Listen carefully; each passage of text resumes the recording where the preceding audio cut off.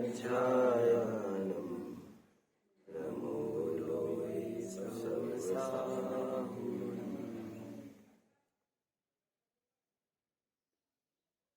बात आई कि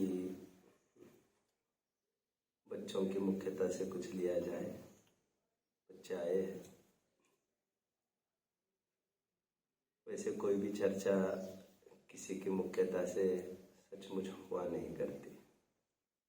बच्चों की चर्चा बच्चों के लिए ही कार्यकारी है, ऐसा नहीं है। बच्चों की चर्चा उनके माता पिता को भी कार्यकारी है, ऐसा भी नहीं है, अधिक कार्यकारी है, ये कहना चाहिए। इसलिए तो हमारे ग्रंथों में जब बताया गया है कि 8 वर्ष की पूर्णता के बाद 8 मूल गुण लिए जाते हैं, जन्मतः एक 8 मूल गुण लिए जाते हैं और 8 साल की पूर्णता के बाद भी 8 मूल गुण लिए जाते हैं। इन दोनों 8 मूल गुण के प्रतिज्ञा ग्रहण का फर्क इतना ही है कि 8 वर्ष तक प्रतिज्ञा का वहन बालक कैसे करेगा, ये उनके माता पिता के ही आश्रित है। वैसे विचार किया जाए तो 8 साल क्या और अधिक उम्र क्या, जीवन एक प्रयोगशाला ही है और समाज तो एक प्लेटफॉर्म है ही। सबसे बड़ा प्लेटफॉर्म हमारा परिवार है, जहाँ पर कई साधर्मी एकत्रित हुए हैं, जिसे लोग पुत्र पुत्री, दादा दादी, पिता माँ के पत्नी पति के रूप में पहचानते हैं, नामकरण करते हैं, व्यावहारीकरण करते हैं।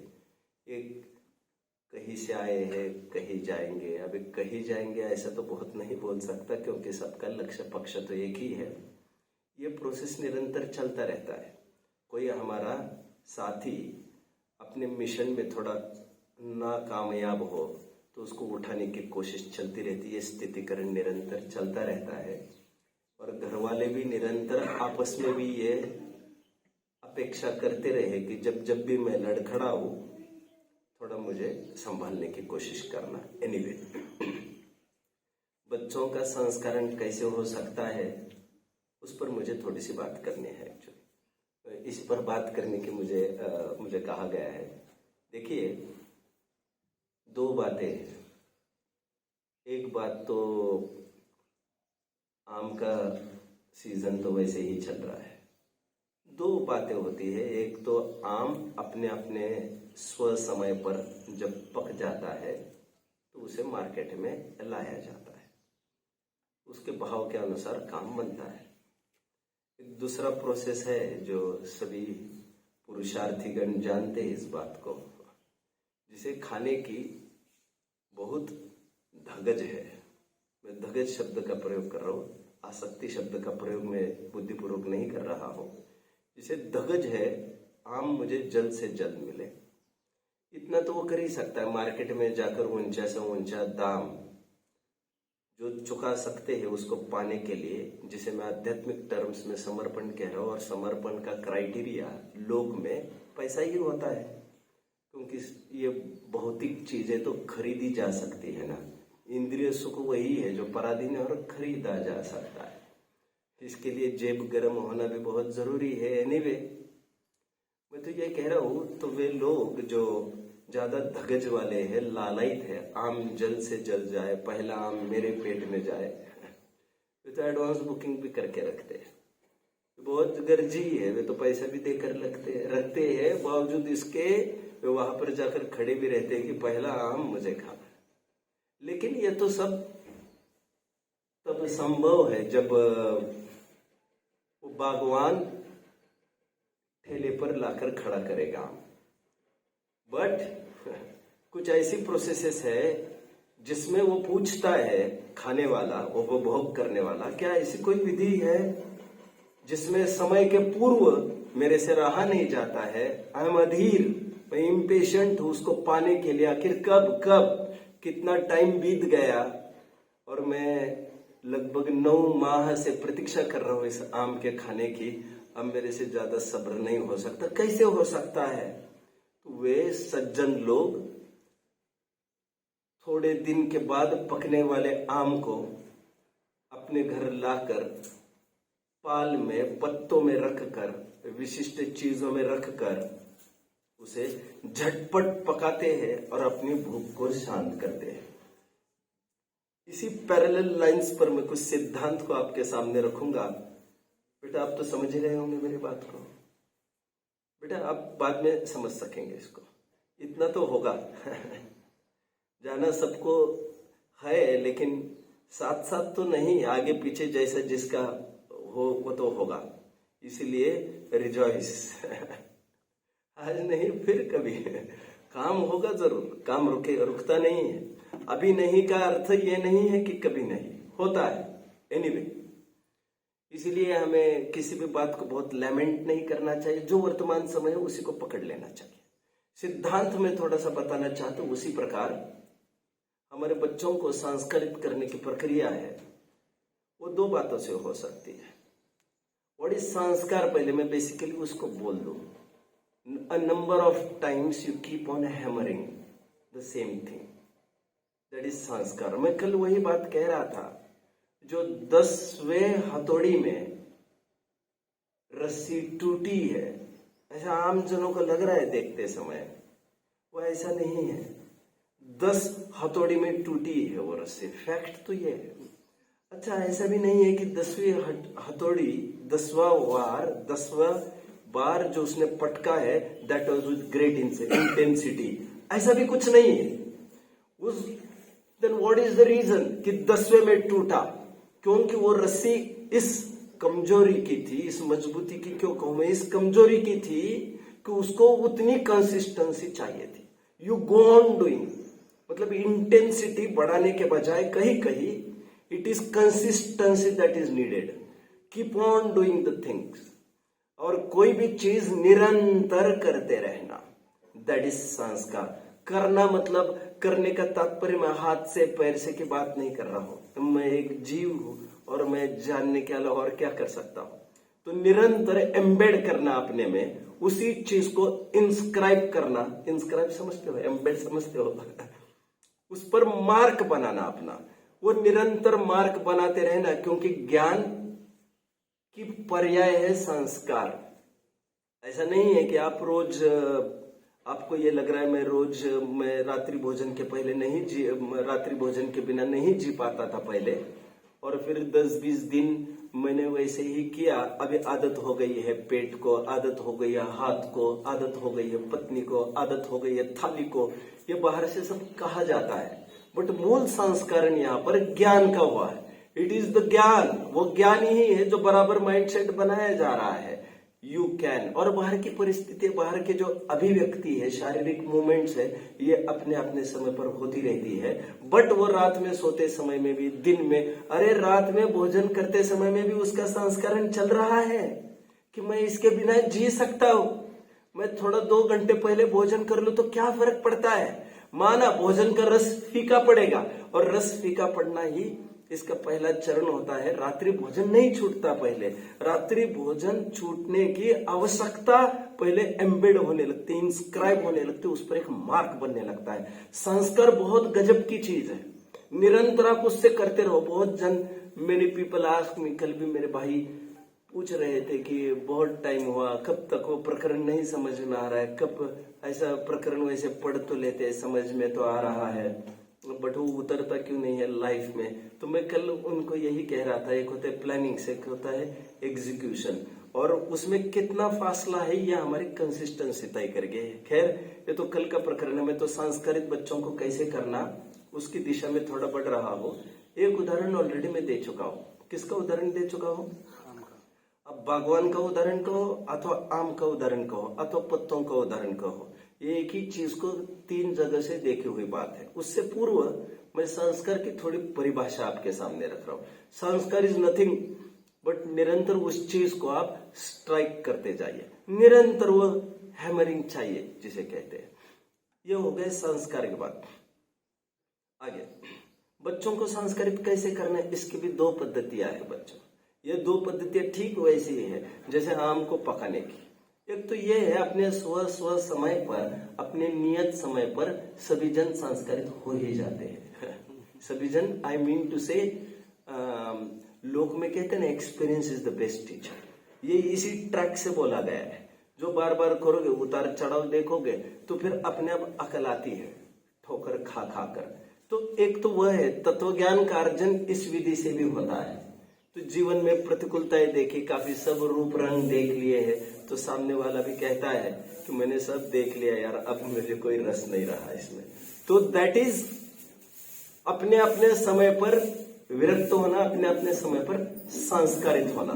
काफी इंसिडेंट्स को देखकर ऐसा ख्याल में आना कि अच्छा वो अपना ओके डिसाइडेड टाइम अपना 10 था really, I am really sorry, ठीक है, ओहो आई फॉरगॉट, आपको देखकर मैंने चालू भी कर ली, कोई बात नहीं है इसमें, मैं कितना बोल पाऊंगा दैट इज, मैं उसमें भी डाउटफुल हूँ थोड़ा, बट एनीवे ये आपकी योग्यता है, आपका भाग्य है जो मैं कुछ बोल पा रहा हूँ यहाँ पर। एनीवे मैं ये कह रहा था, संस्कारित होने के दो उपाय हैं।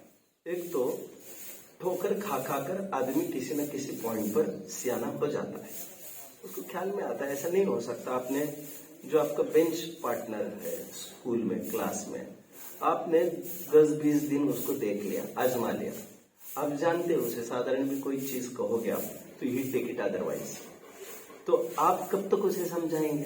आप ये मानकर छोड़ देंगे कि भैया उसका स्वभाव ऐसा है, उनको कौन समझे। जिसको कहते हैं कि क्या है, नहीं, सीख ताको दीजिए, जाको सीख सुहाय। सीख सुहाय का तात्पर्य उसकी एबिलिटी, एक्सेप्टेंस एबिलिटी कितनी है वो तय करेगा। सीख न दीजिए बांद्रा भैया के घर जाए, उसको कौन संस्कारित करने के। एनीवे मैं ये कह रहा हूं, अपने अपने समय पर आपको 10 दिन के बाद पता चला कि भैया ये बेंच पार्टनर के साथ हमें ज्यादा उलझना नहीं चाहिए, हम अपना अपना काम करें, हम अपना लोटा छाने। एक तो ये आपने अनुभव से सीख लिया। ये एक दूसरी पद्धति है, जिस दिन आप पहले दिन रिपोर्ट किया, एडमिट हुए आप स्कूल में, उसी दिन आपको एक बहुत समझदार व्यक्ति ने, जो जिसे एक्सपीरियंस था उसकी कंपनी का, उसके नेचर का, उसने पहले ही दिन आपको ये बता दिया, बिवेयर ऑफ दिस पर्सन। मजबूरी है कि आपका बेंच पार्टनर है, बट ध्यान रखो उसमें ऐसे ऐसी चीजें हैं। तो आप 1-2 दिन में पकड़ लेंगे, कहा है जैसा कहा तो वैसे सब एटीट्यूड इसमें दिख रहे हैं। आपको 10 दिन नहीं लगेंगे उसको उसके साथ एडॉप्ट होने के लिए, नहीं लगेंगे आपको। ये दूसरा प्रोसेस है समझदार होने का। संस्कारित होने के 2 उपाय मैं कह रहा हूं। एक तो बाय सेल्फ, अपनी अपनी योग्यता के अनुसार जब उतार चढ़ाव देख लेते हैं तब जीव विरक्त होता है, संस्कारित हो जाता है। दूसरा मेथड है, दूसरा method, and we are in search, we are exploring for this second method really. समय आने पर, ठोकर खाने पर तो सब ख्याल में आ ही जाएगा लेकिन हमने तीसरी मंजिल से कूद कर कभी आजमाया है कि वास्तव में हमारा पैर टूट जाता है क्या? हमने 10-20 खबरें सुनी, 2-5 जन को कूदते देखा, उनकी हालत देख ली, तो उससे तो हमने शिक्षा ले ली और एक बार भी अटेम्प्ट नहीं किया है हमने उसका। हर चीज, experience is not what we just experience, experience is what अब हमारे साथ साथ व्हाट आवर अदर्स एंड जो हमारे साथी है वे भी एक्सपीरियंस करते, that is also our experience ये फायदे का सौदा है और इस बिजनेस में बरकत बहुत है, क्योंकि एक एक चीज कब तक आजमाएंगे। तो एक तो संस्कारित होने की ये पद्धति है। दूसरी एक पद्धति ये है संस्कारित होने की, अभी आप लोगों ने कोई चढ़ाव उतार तो देखे ही नहीं है, विशेष देखे कुछ एक पर्टिकुलर फील्ड के देखे आपने कि मैं बहुत पढ़ाई कर लूं फिर भी दिस टाइम आई फेल्ड पापा ji, I will try next time. तो आप आजमा रहे इस बात को कि एग्जाम कैसे पास हो, इसको नहीं आजमा रहे, आप आजमा रहे इस बात को कि करने से होता है, ऐसा कुछ भी नहीं है बात। तो जो संस्कार आपका था, करने की भावना थी निरंतर, मुझे करना है करना, और उससे काम की सफलता आपको दिखने की उम्मीद थी, आज आपको पता चला ये संस्कार कार्यकारी नहीं है हमारा, करने की भावना। कहते होंगे लोक में, कल भी कह रहा था मैं केल्याने होता है रे आधी केलीची पाहिजे, ये मराठी कहावत है, जो नहीं समझते होंगे वो कोई बात नहीं, लेकिन केल्याने होता है मतलब ये कोई बाहर की एक्टिविटीज की बात नहीं है। आप आपका माइंड सेट बना लीजिए एक बार कि बाहर की स्थिति परिस्थितियां हमारे अधीन नहीं चलती। तो जिस प्रकार रात में भोजन करते समय में भी उसे कहीं पिंच हो रहा था कि and he was thinking of getting rid, उससे कि मैं रात्रि भोजन से मुझे हटना है, ये रात्रि भोजन के ही टाइम में संस्कारित कर रहा था उस प्रक्रिया को। उसी प्रकार बाहर की भी जो आजमाइश आप कर रहे हैं, अब स्कूली पढ़ाई तो तुरंत छूटेगी नहीं आपकी, लेकिन इस आजमाइश में एक संस्कारित होने की बात है आपको कि मैंने इस बार कुछ भी एफर्ट नहीं लिया, दिस टाइम आई टॉप्ड, पिछली बार बहुत एफर्ट्स लिए थे बट आई फेल्ड। तो इसमें कहीं ना कहीं आप समझेंगे कि मेरी पढ़ाई करके उत्तीर्ण होने के, अव्वल आने की मेरी भावना इज नॉट कार्यकारी और अव्वल आना, उसमें और भी फैक्टर्स हैं दैट मॉनिटर। एनीवे विशाल भाई, आर यू अलर्ट? ठीक है। संस्कारित करने की पहली पद्धति कौन सी कही? By self. जब थोड़ी बहुत ठोकरें लगती है तो आदमी समझ जाता है। एक दूसरी प्रोसेस ये है, हमें ठोकरें लगने के पूर्व हम कुछ ऐसे एक्सपीरियंसेस को कलेक्ट करें हमारे लाइफ में। अब देखिए, थोड़ा सा आप चार दीवारी के ऊपर, चार दीवारी के बियॉन्ड आप झांकने की कोशिश करें। आप आपकी एडी को थोड़ा ऊंचा उठाकर, थोड़ा उछल कर भी आसपास के पेरिफेरल एरिया देख लीजिए, what is going around us. उससे आप काफी सीख सकेंगे एंड आपको पता चलेगा, देखो इन्होंने इतना धनार्जन किया, इतना टॉप किया उन्होंने स्कूल में, बट कहाँ भोग पाए। देखो आज जिन्होंने टॉप किया तो उनकी बुद्धि तो काम नहीं दे रही। कल भी मैं बच्चों को ये कह रहा था कि कितने कितने बड़े बड़े टॉपर्स भी सुसाइड कर लेते हैं, क्या कर देते हैं। मतलब ये एक्सपीरियंसेस से हमें ख्याल में आएगा, यहाँ का उत्साह थोड़ा ढीला पड़ेगा हमारा। आपको लग रहा होगा कि ये उत्साह ढीला पड़ेगा तो डेफिनेटली मार्क्स तो घटेंगे, ऐसा आपको लग रहा होगा। हालांकि डेफिनेटली मार्क्स घटेंगे ऐसा भी नहीं है रियली, बट हमारी ये एग्जाम है ही नहीं जो कागजों पर ली जा रही है किसी टीचर और किसी स्कूल और किसी सब्जेक्ट के द्वारा। ये मूल हमारी एग्जाम नहीं है। हमारी एग्जाम की लाइफ इज स्वयं एन एग्जाम, जिसमें हर घड़ी हम कुछ न कुछ समझ रहे हैं, सीख रहे हैं। और परीक्षाओं की घड़ी भी प्रत्येक समय ऐसा ही नहीं है कि प्रतिकूलता आने पर हमें ख्याल में आएगा, अरे यार सब धन हड़प हो गया हमारा, आज पता चला कि धन हमारा नहीं होता, कोई हमारे साथ ही नहीं होते। ऐसा नहीं, राइट बिफोर वो अपना माइंडसेट बना लेता है। कुछ कुछ लोग जैसे पत्ते डालकर आम को पूर्व में ही इन एडवांस से पका लेते हैं, उसी प्रकार कुछ कुछ लोग दुर्घटनाएं होने के पहले, कुछ प्रतिकूलताएं आने के पहले इस बात को तय करते हैं कि दुर्घटना नाम की कोई विश्व में चीज नहीं है, सृष्टि में प्रतिकूलता नाम की कोई चीज नहीं है। It depends on where you stand, how you are taking that thing, it depends on how you view it. This is a matter of perspective. ये तो देखने का नजरिया है, आप सफल कैसे समझते हो, आप असफल कैसे समझते हो। तो समय के पूर्व हमें विविध घटनाओं को, प्रसंगों को देखो विश्व में।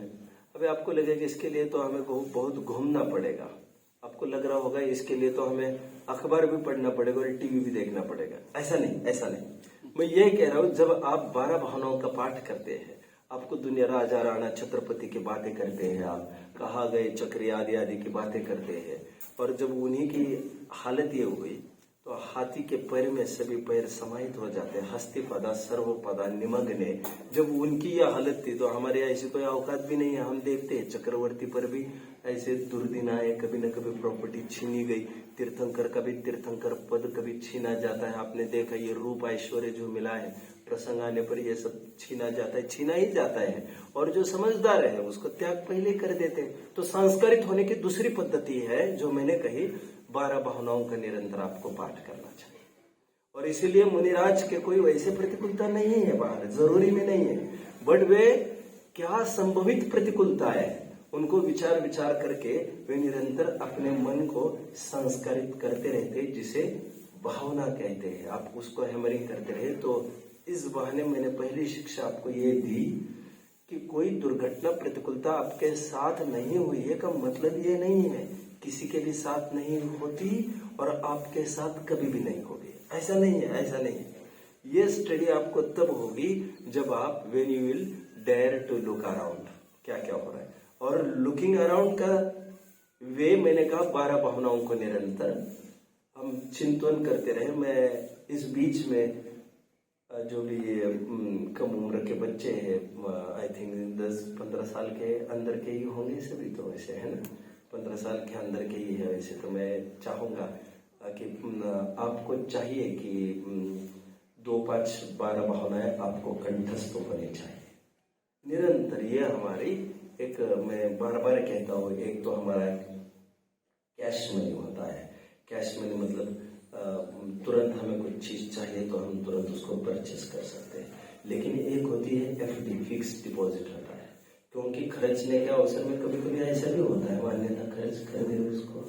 तो इसलिए एफडी भी ऐसी चीज टाइम के लिए होती है। कोई विकट स्थिति बन जाए कभी तो उस एफडी को हम क्या कहते हैं, एम कैश कर सकेंगे कभी और हम उसको यूज कर सकेंगे।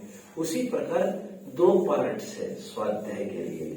स्वाध्याय का एक पार्ट है just go on reading the scriptures with thinking, of course with decision making, एक वो है। और स्वाध्याय का एक दूसरा रूप है विच एक्ट्स लाइक एफडी। ये स्वाध्याय तो इतना ऐसा है कि अभी खर्च करो और अभी कुछ सामान ले लो। अभी पढ़ा आपने, बहुत जन कहते, भाई कल कह रहे थे कि हम जितनी देर स्वाध्याय में बैठते हैं, जितनी देर सुनते हैं, तो उतने सुनने के टाइम में ही वी फील कि it is soothing for us, but what after प्रवचन कंप्लीशन, फिर क्या करेंगे आदि। तो एक एफडी होती है, एफडी, ये कंठ पार्ट इज लाइक एफडी। आप जब चाहे इसे एनकैश कर सकते हो। उसे अब प्रतिकूलताओं में, आप ट्रेन में हो, आपके हाथ में कोई पुस्तकस्या या विद्या पर हस्ते गतम धनम न स विद्या न च धनम। जो पुस्तकों के आश्रित विद्या है हमारी, वह हमारी विद्या नहीं है। जो दूसरों को उधार और ब्याज से दिया वाला तो अपने हाथ में है ही नहीं, लेकिन किसी को उधार दिया पैसा भी हमारा नहीं है। तुम मान के चलो, तुम ये कह रहे हो वो देने वाला है, मंगलवार को, अरे तुम धोखे में हो। उसको भी किसी ने कमिट किया है बेचारे ने कि मैं तुम्हें मंडे को दे दूंगा, तो उसने तुम्हें ट्यूसडे का कमिट किया है, और वो बहुत बड़ी चेन है कमिटमेंट की है। अब वो एक जन भी फेल होगा, और एक जन तो फेल होगा ही, सबकी प्लानिंग्स कैसे वर्क करेगी। तो आइन टाइम पर आपको पैसा चाहिए तो आपकी तिजोरी में कुछ ना कुछ आपको रखना चाहिए था।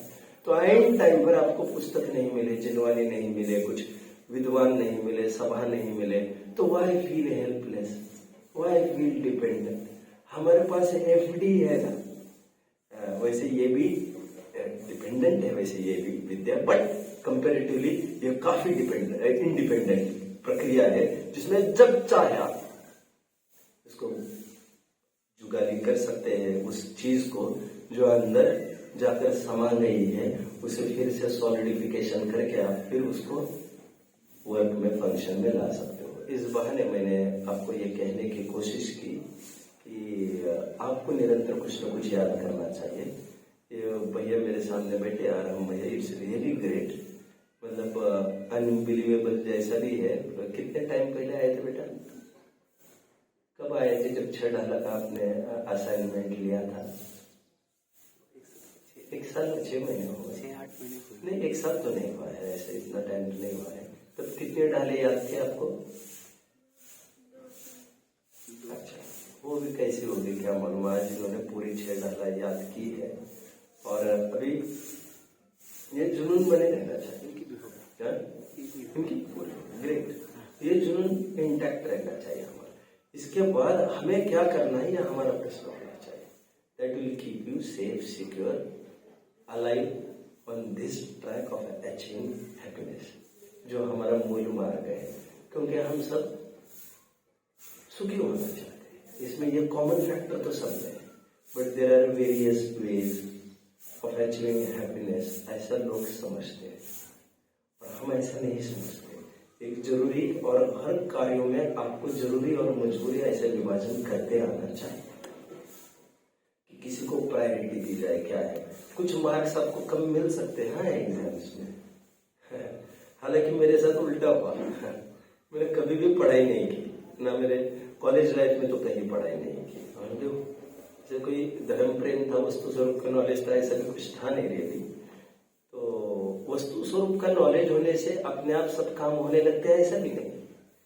जो अपने आप काम नहीं हो रहे उसके प्रति डिप्रेशन नहीं आता है। ये धर्म लौकिक कार्य की सिद्धि के लिए आजमाया गया एक हथियार नहीं है। धर्म करोगे तो सब काज सुधर जाएंगे। सब काज का तात्पर्य कोई बाहरी काज कहा है तुम्हारे? वो तो तुम्हारे काज ही नहीं है। तो तुम्हारे जो कार्य है, तुम्हें स्वयं को जानना है और सुख अचीव करना है। और सुख अचीव करने का एकमेव मार्ग ये है कि हमें पेस में रहना चाहिए बाहर की वस्तुओं का परिणमन और हमारी इच्छा है, और उसका डिस्टेंस जैसे जैसे घटता जाएगा, और ये डिस्टेंस घटने का तात्पर्य आपकी इच्छा जो जो समन होने लग जाएगी, ऐसा करना है वैसा करना है, तो less the distance to more the happiness. मुझे फॉलो कर रहे हैं कि बाहर जा रहे कुछ अभी अभी जो अब फॉलो कर रहे हैं। और हम अब थोड़े से आज डाइवर्टेड लग रहे हो, कुछ बात है ऐसी, ठीक है। कुछ लोग बाहर से डाइवर्टेड दिखते हैं लेकिन अंदर में चुस्त रहते हैं। अभी दुनिया तो नहीं पहचानती उनको। हमारे चक्रवर्ती आदि भी भोग करते देखे जाते, बट अंदर से आत्मस्थ रहते हैं, बाहर की दुनिया तो नहीं समझती। और चारण योग बाहर की एक्टिविटी से उपदेश सलाह देने का आदि है। अंदर की बातें अध्यात्म बताता है, कर्म योग बताता है। मैंने अभी तक आपको संस्कारित होने की और संस्कारित करने की, संस्कारित करना मतलब भी क्या है, किसी को डायरेक्ट कुछ उठाने जाना है ऐसा भी नहीं है। इतना तय करना है, मेरा बालक सुबह जल्दी नहीं उठेगा तो कल्याण कैसे कर पाएगा। अर्ली टू बेड नहीं होगा तो बीमारियों का घर होगा, समय में टेंशनों का पिंड होगा, और जो काम सुबह किए जा सकते हैं वो टाइम तो निकलने के बाद वे काम रह जाएंगे ना फिर, और वे काम तुम दूसरे समय में करना चाहोगे तो दैट विल बी असामयिक, तो वैसा उतना फ्रूट नहीं मिलेगा। तो सुबह का टाइम जैसे घंटा पाठ में एनीवे, मुझे तो आपको इतना ही कहना है, टाइम को फैक्टर चेंज हो सकता है, तो उदाहरण देना है। तो दूसरा उपाय मैंने बताया, 12 भावनाओं का निरंतर चिंतन करते रहे। यह संस्कारित होने की दूसरी पद्धति जो विशेष उतावला है सुखी होने के लिए, वो इस काम को करते रहे। अभी आप बहुत नहीं समझते होंगे तो आप थोड़ा रिलाय कर सकते हैं, थोड़ा अनुमान से, थोड़ा माता पिता जिनको आप जो रिलायबल है उनकी कही हुई बात भी वैसे रिलायबल मानी जाती है। तो अभी फिलहाल आप उन पर रिलाय करके चल सकते हैं कि ये विद्या हमें कहीं ना कहीं काम में आएगी। जैसे नर्सरी फर्स्ट सेकंड थर्ड में you just mug up all the things, तो आपको रटना है twinkle twinkle little star, Jack and Jill went up the hill, I am a teapot आदि ये सब पढ़ाया जाता है आपको।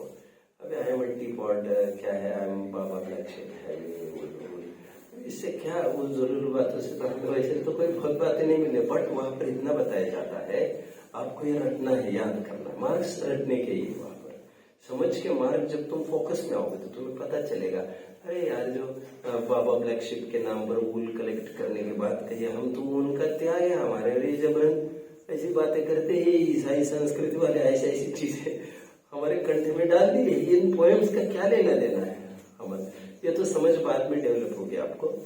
तो कभी कभी समय पर समझ न आने पर समझदार लोगों पर भरोसा करके हमें वो काम करने चाहिए जो वे बताते हैं। तो संस्कारित होने का जो पहला प्रोसेस है वे कम पुरुषार्थियों का है, जो दूसरा प्रोसेस है वो पुरुषार्थियों का है। तो हमें समय के पहले चाहिए। इसलिए कितनी उम्र है बेटा आपकी? वैसे तो काफी उम्र है आपकी 10। वैसे काफी उम्र है, बट फिर भी जब जागो तब सवेरा इनके याद है। मुझे बड़ी भारी खुशी हुई इस बात को सुनकर। और निरंतर नए नए टारगेट्स चाहिए हमें, जिन्हें हमें चेस करना है, ऐसा हमारा निरंतर प्लान मटेरियल में चाहिए, ये निरंतर चाहिए। ठीक है। और same is the case with जो भी हमारे एथिक्स मॉरल्स हम घर पर फॉलो करते हैं। नीचे बैठकर कौन भोजन करता है बच्चों? अरे वाह, सब बच्चे अच्छे ही है, तो ऑलरेडी नीचे बैठे ही है, तो ठीक है। तो जो अच्छी चीजें है वो बचपन में ही इनकलकेट करना चाहिए अपनी लाइफ में। बाद में फिर माइंड उसको एक्सेप्ट नहीं करता जनरली। तो जो अच्छी चीजें हैं आपको इस उम्र में ही करना चाहिए, एक बात। दूसरी बात, when you come in touch with थोड़ा एडवर्स वातावरण, तो वहां पर भी आपको जरूर कोशिश करनी चाहिए इस बात की कि how across the currents I will be able to retain my identity of Jainism. मतलब मैं आपको ये कहना चाहता हूँ सीधा, अभी एक भाई है, अच्छे वक्ता हो गए हैं वैसे वे, उनकी उम्र वैसे 20s के आसपास है। तो वे अभी एक जगह गए, घर पर भी वे सब अच्छा आचरण करते हैं। तो अभी वे श्रेयांश जी है, का आपने नाम सुना होगा, उनको जबलपुर में आमंत्रण मिला कि उनको कोई पाठशाला लेनी है। अब 400-500-600 जनों के बीच में पाठशाला, सब अलग अलग बैचेस चलते, आप जानते होंगे जबलपुर में सब चलता है। तो कई टीचर्स भी होते, कई स्टूडेंट्स भी होते, 400-500 जन का आवासीय शिविर होता है वहां पर, ऐसा मैंने सुना है, मैं एग्जैक्टली पता नहीं है। वहां पर उनको ये पता चला कि यहाँ पर तो शुद्ध भोजन पान, वैसे यहाँ से नक्की करके गए थे कि मैं इस प्रकार का भोजन लेता हूँ, मुझे ऐसे बच्चे चाहिए, ऐसे क्लास चाहिए, ये तो हमारी नीड डिमांड हो ही नहीं सकती। तो भोजन एक अनअवॉइडेबल चीज है फिलहाल भूमिका में, जो बेसिक नीड है, तो उसकी बात हो गई। वहां पर जाकर पता चला कि तो ये भी डालते वो भी डालते हैं, तो उनकी मांग को देखकर वहां पर चेंज हुआ। And surprisingly they can't change, हुई तो वी कैन चेंज ओनली ना, तो हमें वो चीजें चाहिए ही नहीं जिसमें वो चीज हो। सरप्राइजिंग थिंग ये है, 500-600 जन ऊपर बैठकर ही भोजन करते थे, लेकिन इनको आदत नीचे बैठकर भोजन करने की है। मैं एथिक्स क्यों छोड़ मेरे? तो और ऐसी सुविधा, मुझे तो गद्दा चाहिए, मुझे सोफा चाहिए, ये तो समझ में आता है कि इट्स हाईली इम्पॉसिबल कि अभी तुम्हारे नीड्स को कैसे सेटिस्फाई करना। लेकिन जिसे नीचे बैठना है, जिस जमीन को माँ कहते हैं, तो ऐसी जमीन नहीं हो, ऐसा तो हो नहीं सकता। तो कहीं भी नीचे बैठे अपना प्रमोशन कर लिया। उनको कई जनों ने वहां पर समझाया नहीं, बहकाया, ये कहकर कि कंडीशन के साथ आपको एडॉप्ट होना चाहिए, कंडीशंस के साथ आपको अल्टर होना चाहिए, चलती परिस्थितियों के साथ आपको एडजस्ट होने का आर्ट होना चाहिए। ये सब बहकाने वाली बातें हैं।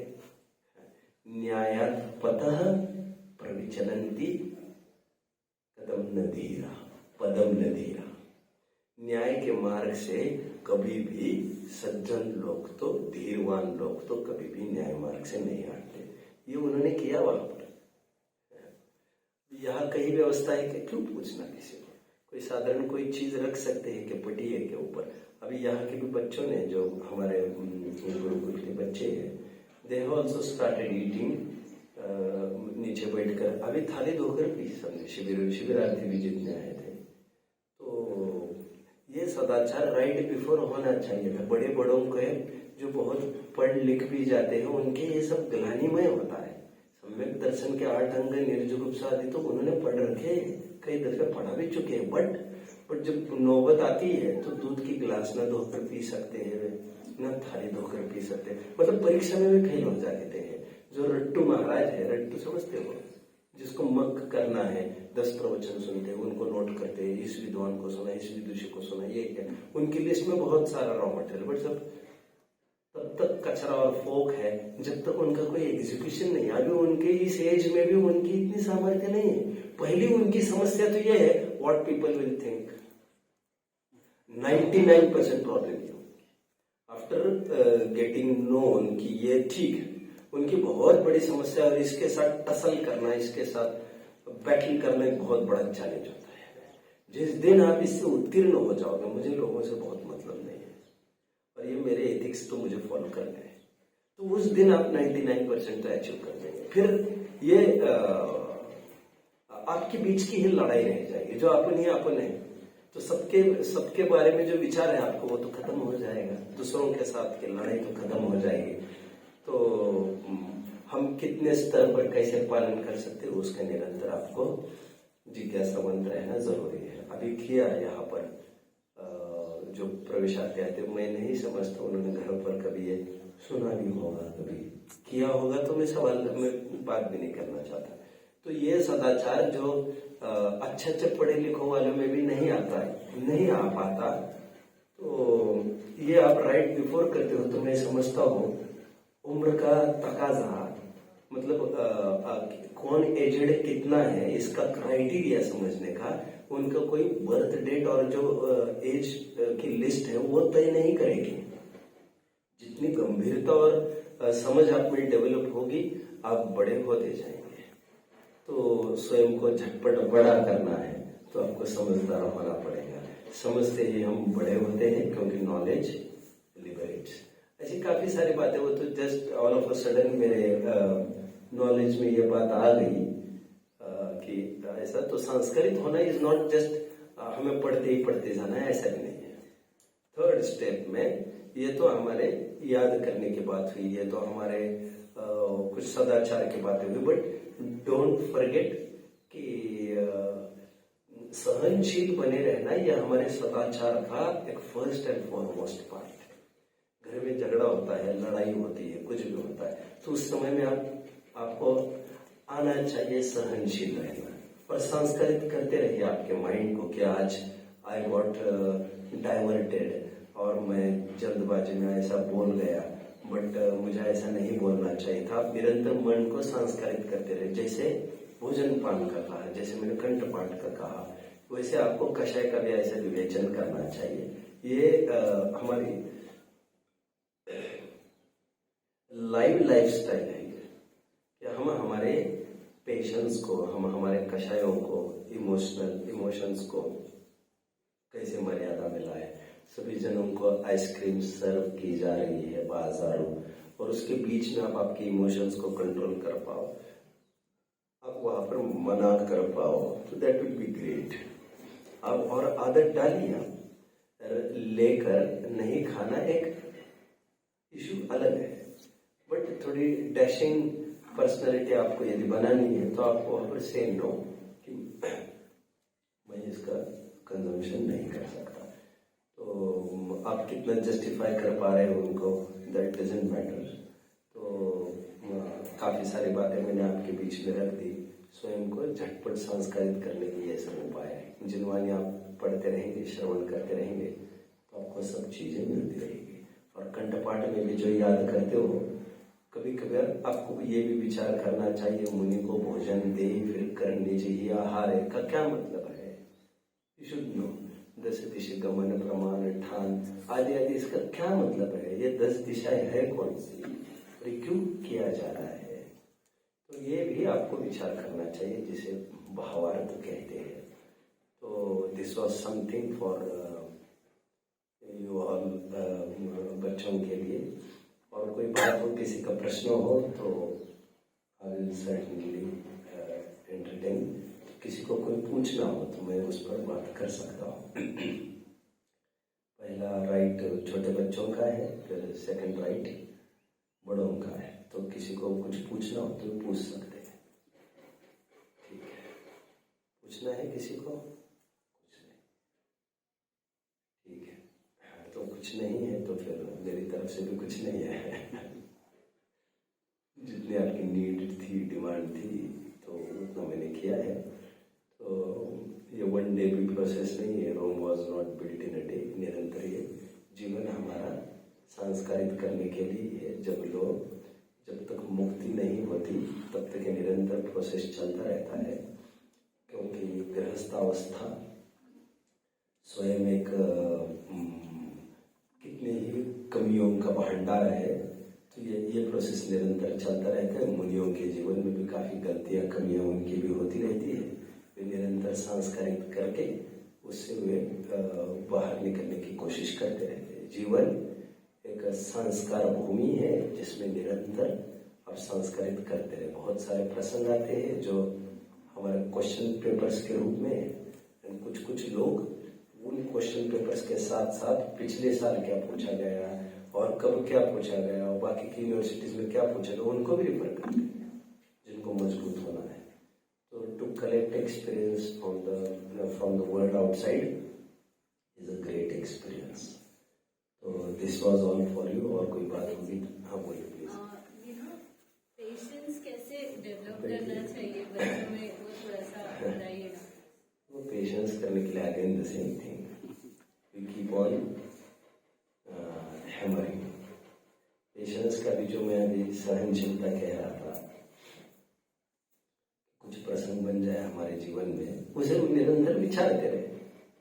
और कर विचार तो पाम कि समझना ये चाहिए। रोज हम नमोकार मंत्र कायद सर करके सोते हैं, तो उसमें निरंतर यही चाहिए कि आज का दिन थोड़ा मेरा अच्छा नहीं गया, उसमें मैंने ये चूक की, वो चूक की, ऐसे निरंतर हैमरिंग करते रहे। इम्पेशेंट आप तत्काल में हो भी जाओ किसी चीज के लिए, आप फ्रस्ट्रेट हो जाओ, बट बाद में आपको समझ में आना चाहिए कि मेरी तरफ से ये गलती रही। आप निरंतर स्वयं का ऐसा अभ्यास करते रहिए कि मेरी तरफ से भूल हुई, और कषाय कोई भी हो, कषाय किसी भी पर्पज से हुई हो, कषाय तो कषाय है, कोई भी पर्पज हो, मुझे ये कषाय नहीं करनी चाहिए थी। निरंतर ऐसे हैमरिंग से, कंसिस्टेंसी से, थॉट प्रोसेस के कंसिस्टेंसी से वन डे आपको ये सफलता मिलती है। इसके लिए रोजाना थोड़ा 5-7 मिनट कम से कम आंखें बंद करके सोचना जरूरी है कि आज का दिन कैसा रहा, what I gained and what I lost.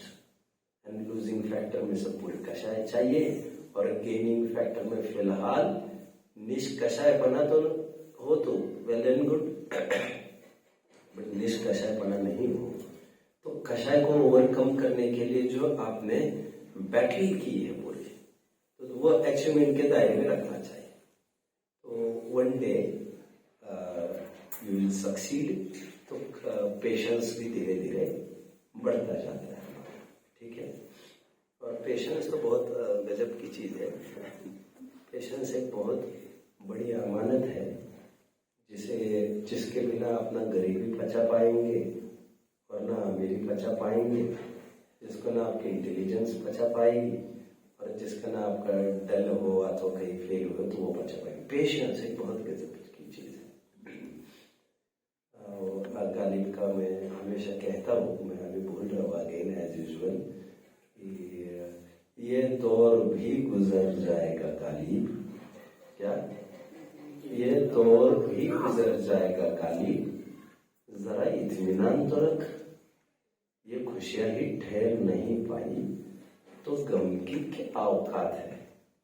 ये अनुकूलता जिसे मैं रखना चाहता था वे भी नहीं रही, ये कहाँ से रह जाएगी। मैं मित्रों को चाहता था सभी मित्र हमारे आखिर तक बने रहे। आज स्कूल बदला, स्कूल बदलने के 1-2 दिन पहले खूब रोया, लेकिन स्कूल बदलने के बाद नए फ्रेंड्स अगर पुराने फ्रेंड्स के तो हमने उसको कौन सी लिस्ट में से, कांटेक्ट लिस्ट में से भी हटा दिया, प्रेजेंट पड़े तो ब्लॉक लिस्ट में भी डाल देंगे हमसे, समझ रहे। तो नया परिसर नया, तो वो बातें खत्म हो गई।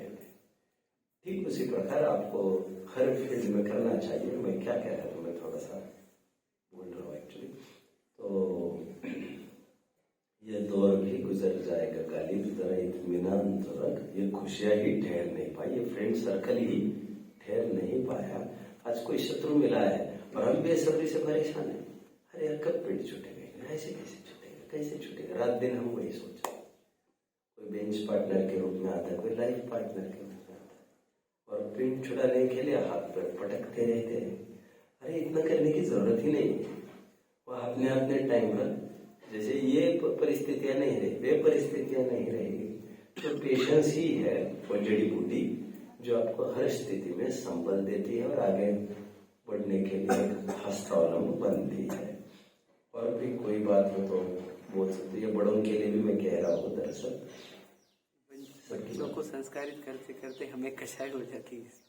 हाँ, तो इसलिए मैंने कहा कषाय किसी पे भी, तो सभी जन अपने अपने को संस्कारित करते ही रहे। वहां पर भी यही सोचे कि बच्चों को हम अच्छी चीज खराब पात्र में देना चाहते हैं, तो कहीं ऐसा ना हो तुम्हें पानी छान कर पीना चाहिए था कि नाम पर उसको पानी छानना तो उसके दिमाग में न उतरे और कषाय और वो उतर जाए। और एक बात है इसमें, संस्कारित करने का मतलब जैसे मैंने अभी कहा, निरंतर कंसिस्टेंसी बनाए रखे। अभी मैंने सहजता में पूछा इनको कल कि आपके पिताजी को धर्म की इतनी रुचि क्यों है मतलब क्यों नहीं है ऐसा। तो जैसे इनको है मान के चलिए, तो इन्होंने कहा मैं ज्यादा दुराग्रह, ऐसा कुछ शब्द हटाग्रह नहीं करना चाहता। मैंने कहा आप you are taking it that way. मैंने कहा लेकिन निरंतर प्रेरणा करती रहनी चाहिए। मैंने कहा भैया one time will not do. तो मुझे क्या कहना है, हम प्रेरणा कर रहे हैं कि हठाग्रह कर रहे हैं, ये भी हमें ही तय करना है। हमारे हमसे बढ़कर कोई टीचर नहीं इस दुनिया में। एक बात। दूसरी बात, ऊंचे शब्दों में बोलना कि धीमे शब्दों में बोलना, that will make it clear कि वो कषाय थी कि हठाग्रह था कि प्रेरणा थी, ऐसा भी कुछ नहीं है। ऊंचे आवाज में भी कभी प्रेरणा दी जा सकती है।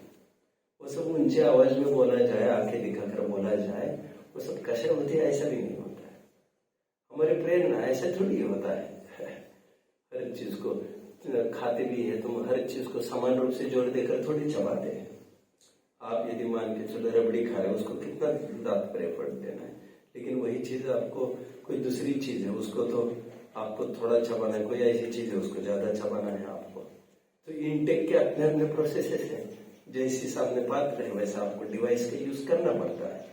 तो आप इसको कषाय समझते हो तो हो सकता है ये कषाय हो, बट ऐसा भी हो सकता है जिसे आप कषाय समझते हो जरूरी नहीं है कि आप ठीक रूप से परिभाषित करने में समर्थ हुए हो। तो मैं इसे निरंतर प्रेरणा के रूप में ही देखता हूँ। मैं ऑलवेज ये कहता हूँ, कोई लोग कहते हैं, क्योंकि कोई लोग मुझे भी हठाग्रही और कट्टरवादी समझते होंगे, तो मैं उनको कहता नहीं, प्रेरणा तो निरंतर करते रहना चाहिए। प्रेरणा अपनों को की जाती है, और जहाँ अपनत्व स्थापित हुआ वहां पर जो भी कुछ कहा गया प्रेरणा ही होगी। जहाँ अपनत्व ही नहीं है तो उनको कुछ भी नहीं कहना भी, तो वो भी क्या कहें। तो ये भी हमें समझ में आना चाहिए। प्रेरणा तो हम निरंतर करते हैं। कभी कभी आवाज बड़ी हो जाती है, परिस्थिति की मांग भी कभी कभी ऐसी हो जाती है, but you should ensure yourself कि वो कषाय नहीं है। तो ऐसा होना चाहिए। और हम समझ ही सकते हैं, हमसे बड़ा कोई भी एग्जामिनर नहीं है, ये कषाय थी कि प्रेरणा थी। It's okay. तो ये तो इल्जाम बहुत लगते रहते हैं, ऐसी इसमें कोई कॉमन बात है। तो मैंने अभी भी एक थोड़े दिन पहले किसी को बोला ऐसा, तो वे घर पर जाने के बाद उनकी वाइफ को धर्म की रुचि तो होने का सवाल ही नहीं उनको, तो मैं उनकी वाइफ को तो बिल्कुल ही नहीं है। तो मैंने थोड़ी ऊंची आवाज में बोला। उनको तो कुछ नहीं लगा, उनकी वाइफ को लगा, लेकिन एज का तो उनको लहजा तो पालना ही चाहिए था। तो अब ये सब लहजा पात्र होगा तो आपको मतलब की बात कब बताऊंगा। जो लहजा पात्र उनकी चक्कर काटते रहोगे, जो तुम्हारे खूब मक्खन मस्करी करते रहेंगे। तो मैंने तो तुम्हें बुलाया भी नहीं, तुम आए तो मैंने मुश्किल से 2-5 मिनट निकाले तुम्हारे। तो वे एक जगह घर पर ऐसे कह रहे थे, मुझे यह अच्छा नहीं लगा कि उन्होंने ऐसा बोला, डांट रहे। तो उन्हीं के सामने सादर में भाई थे, तो उन्होंने कहा उनकी पत्नी को, ऐसे दिन में 10 जगह आप उनको झगड़ते रहे तो ऊंची ऊंची आवाज में, तो इनका सम्मान और सराहनीय क्या लौकिक बातों के लिए। और दरअसल बात यह है, वे किसी को अपना पराया समझते ही नहीं। और आप इतने गिदड़ चमड़े के उन्होंने देखा होगा, तो आपको ऐसा टूल का इस्तेमाल करना उन्होंने जरूरी समझा होगा। तो टूल बॉक्स लिए हुए हैं, उनकी टूल किट हम भी देख कर आए हैं। आप क्या समझते हो, किसी का ऑपरेशन देखकर तुम ये समझ रहे हो उसी टूल से हमारा तुम्हारा फोड़ा वैसा नहीं है ना। तो लोग जनरली ऐसा समझ भी लेते हैं। तो ये हमें समझ में आना चाहिए। I think this is enough. Repetition hammering करना और इसमें और प्रेशराइजिंग में एक कोई थिन लाइन तो होती है। नो, थिन लाइन नहीं है, इसको इंस्पेक्शन के क्राइटेरिया लाइन है बस। और एक या तो ये प्रेरणा होगी या तो आग्रह होगा। जब वो प्रेरणा के साथ थोड़ी कषाय मिल जाएगी तो उसको दुराग्रह संज्ञा मिलेगी, हठाग्रह संज्ञा मिल सकती है। हम उसे प्रॉपर वर्ड्स में कोरोना कह सकते हैं। यदि हमें आतंक फैलाने का मन है तो उसे हठाग्रह कहा जाएगा। यदि हमें जैन शासन को फैलाने का अभिप्राय है हमारा, और हम नहीं तो कौन संस्कार डालेगा, आज नहीं तो कब डालेंगे, हमारा कौन सा भरोसा है। और हमने समझाया था 2-5 दफे अपने बालक को बोलकर कि तुम समझदार हो। साम दाम आजमा चुके हैं हम, अभी बाकी की भी तो 2 नीतियां है, कोई नीतियां थोड़ी है, 4 नीतियां बताई ही गई है। और दंड में कोई नीति बताया गया है, वेद को भी नीति बताया गया है। पवन जी के पिताजी ने, Pawan ji is was the baker of Mangalayatan. बहुत मेरे अजीज रहे हैं ये और बड़े धर्म प्रेमी रहे हैं ये। तो वे सुनाते थे हमेशा, धर्म की रुचि से बिल्कुल ऑफ थे वे, ऐसा सुनते हैं। तो उनके पिताजी ने ये तय किया मैं इसकी शक्ल नहीं देखूंगा कभी, अलग रह गए वे। मुझे ज्यादा पता नहीं है, एग्जैक्टली समझना चाहिए उनको पूछकर। तो यहाँ तक पता चला कि वो डेथ बेड पर है अभी, वो ऐसा ऑपरेशन है विदेश में और वो एक बार बात कर सकते थे। उन्होंने कहा मुझे कोई बात नहीं करनी, मेरा कोई नहीं है, मेरा कोई नाते रिश्तेदार नहीं है, लड़का मरा मुझे कोई फर्क नहीं पड़ता, लड़का कहते होंगे, लेकिन मेरा ब्लड रिलेशन धर्म के क्राइटेरिया से बनता है, धर्म की रुचि हो तो। फिर वे ही सुनते, वे ही कैलाश चंद जी बाद में जब उनके जाने का टाइम आया था तो वे कहते थे पवन जी मेरा बाप है, मेरे पिताजी। पवन जी का जो जीवन का जो पलटाव दुनिया ने देखा, मैंने तो 2 रंग देखे नहीं होंगे, तो धर्म के अलावा उनको कोई खुमारी नहीं रहती थी। कितनी भी प्रतिकूलता, कैसी भी समस्या, उन्होंने he never called doctor first. उन्होंने कहा जितने भी प्रेमाइसिस में विद्वान है पहले भाई साहब को फोन करो, आई वांट हिम हियर। और वे कहते थे आप कुछ बात करो जिससे मैं ये जरूर बताऊँ। डॉक्टर मतलब बहुत ग्रेट पेशेंट देखा मैंने उसमें, उस व्यक्ति में। तो उनके पिताजी का ऐसा ही था, मर जाए तो मुझे कोई बात नहीं करी। और बाद में वही मतलब धर्म से, तो ये धर्म का मार्ग पर आने के लिए सभी प्रकार के मार्ग आजमा रहे उन्होंने, हम क्या कर सकते थे। And this work should happen at any cost. यदि हम बाप बेटे के रिश्ते में बैठे तो इतना तो होगा, हम बाप को और बाप बेटे को नहीं छोड़ेगा, नहीं छोड़ना चाहिए। क्योंकि सबसे बड़ा सगापन साधर्मीपने का तो हमारे और भी रिलेशन है जो हमें मेंटेन करना जरूरी है। तो थोड़ा मतलब हम पहले 2 चैनल से निकल कर आए हैं साम दाम के, अभी वो आज अपनाना पड़े, आजमाना पड़े तो नॉट अनफेयर ऑलवेज, कुछ आजमाना पड़ते। तो जैसे राजा को एवरीथिंग इज फेयर, तो राजा को जैसे गोरिल्ला टैक्टिक्स के बहाने शिवाजी महाराज को माना जाता था कि वो बड़े ग्रेट वॉरियर है, वो बड़े बहादुर है, ये माना जाता था। बट उन्होंने भी गोरिल्ला टैक्टिक्स की जिसमें चोरी छिपे वार करना। अब वो कहते फिलहाल में मेरी यही बुद्धि है, मेरे पास I don't have enough ammunitions, don't have any army नहीं है मेरे पास। अभी 10,000 के सामने मैं 100 जनों को परास्त करने के लिए intelligence is only the weapon आया है, मेरे पास एक भी तोप नहीं है, एक भी हाथी नहीं है। इस स्थिति में शिवाजी खड़े थे। तो फिलहाल मेरी यही बात है, मेरा वो छिप कर वार करना एक आर्ट है फिलहाल, उससे मेरी भाईचारा मतलब मानवता भी खत्म होगी नहीं और देश प्रेम भी खत्म होगा नहीं मेरा।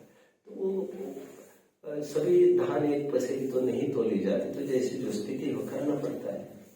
कभी 1-1 महीने का एक आसन करना पड़ता है, कभी कुछ अनशन भी करना पड़ता है, कभी रस का त्याग करना पड़ता है, सब करना पड़ता है। ये सब गांधी जी ने ये underwent all the situations, Bharat को आजादी दिलाने के लिए उन्होंने सब कुछ किया। और लोग ये समझते हैं कि उन्होंने उपवासी किए होंगे, समझाया ये होगा, आंदोलन भी किए होंगे, रैलीज भी निकाले होंगे, बट ऐसे भी नहीं। पर्टिकुलर पॉइंट पर उनको कहना पड़ा था। आफ्टर 1942 उन्होंने कहा था अंग्रेजों को, साफ कहा था कि यदि अभी भी बाज नहीं आए तो आई कांट हेल्प देम। ये जब हाथ में हथियार लेंगे मैं उनको रोक नहीं सकूंगा, उनका ये भी था। तो ऐसा भी है इसमें, गांधी जी की छवि अहिंसक है और वो बनी भी रहेगी। उतने मात्र से परिस्थिति आने पर हथियार उठाने पड़ेंगे, कहने मात्र से वे हिंसक नहीं हो जाते।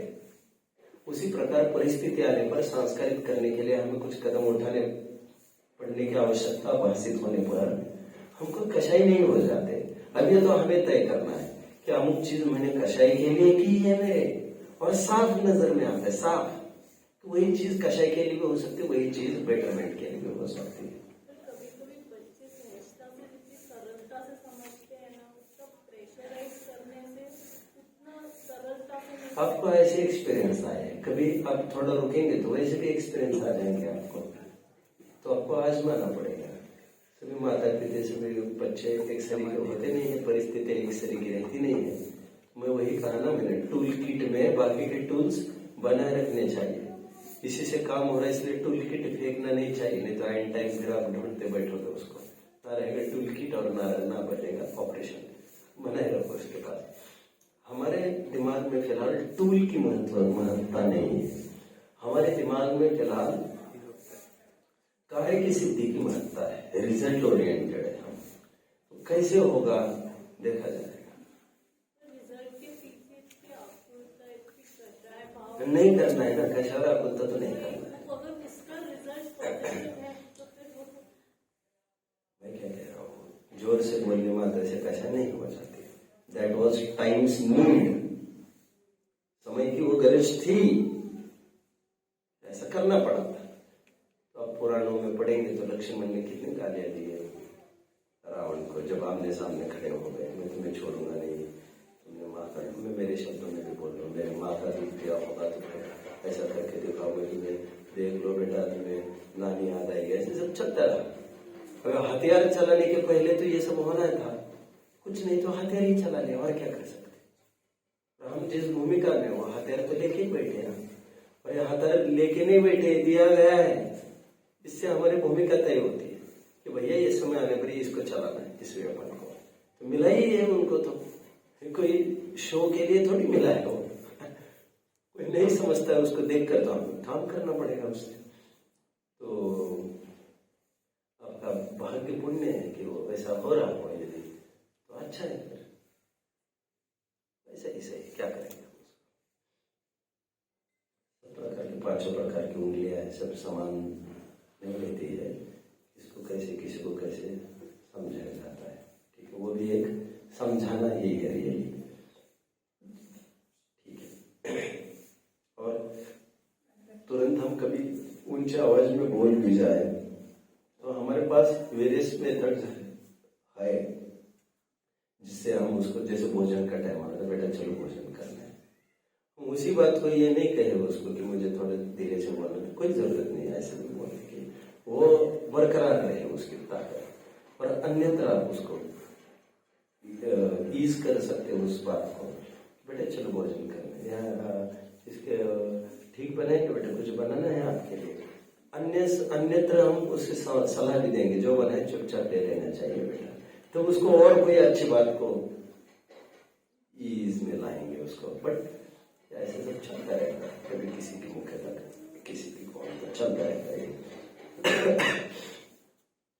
तो मैं समझता हूँ ये बस हो गया है, और बच्चे ने भी एक जमाई दे दी, तो आई थिंक दैट इज, और मैं इसका आदी नहीं हूँ।